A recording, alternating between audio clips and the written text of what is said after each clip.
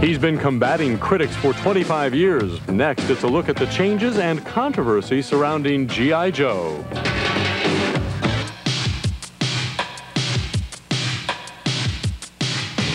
This summer marks the 25th anniversary of the G.I. Joe doll. Since 1964, Hasbro has sold 200 million G.I. Joe dolls, almost enough for every man, woman, and child in the United States.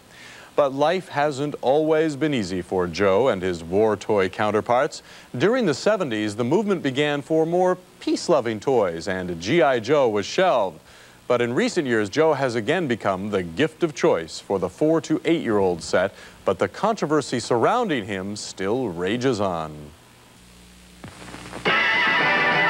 G.I.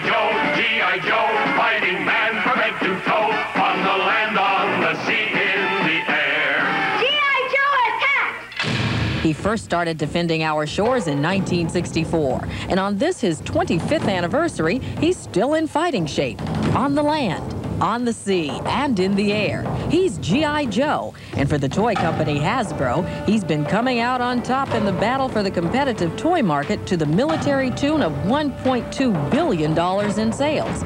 While Joe's gun-toting violent style has come under fire since he first hit the battlefields, Joe's success has brought to Hasbro what Barbie has brought to Mattel. Well, the year was 1964, and we had been talking here at Hasbro about developing a product for boys, a doll for boys specifically, and the marketing team here, one of the guys on the team was watching a movie called The Story of G.I. Joe, which starred Burgess Meredith. And the idea came for putting a doll with G.I. Joe, merging the two concepts, and there you have it. When Joe was first commissioned, he stood 11.5 inches tall and represented all the armed forces. The doll stayed in active duty until 1978 when it was furloughed. Some say it was the anti-war sentiment of the Vietnam era that shelved Joe, but Wayne Charnas of Hasbro says it was purely economics. The reality was that the price of plastic had quadrupled, and we couldn't afford to make vehicles for an 11.5-inch doll that were going to be this big, and with the price of plastic, it would have been prohibitive to market it. So we decided to furlough the line. In 1982, Joe was recommissioned as a much smaller 3 3/4-inch action figure.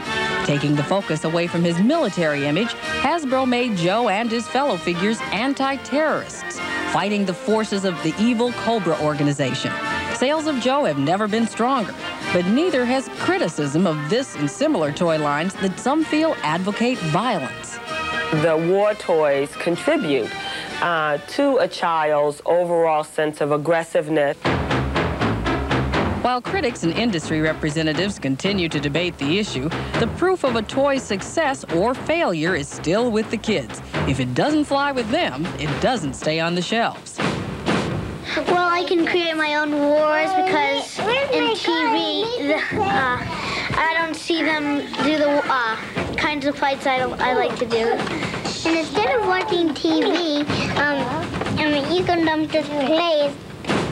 I think the positive, certainly of G.I. Joe, is it allows a child to be creative, to be able to take these things and put them into a little play scenario that he creates. And that's what play is all about, for fun, fantasy-type adventure, and I think the G.I. Joe delivers it. Regardless of the controversy surrounding G.I. Joe, as long as sales are up and he captures the imagination of his harshest critics, the kids, he's likely to be around to celebrate a fit and fighting 50.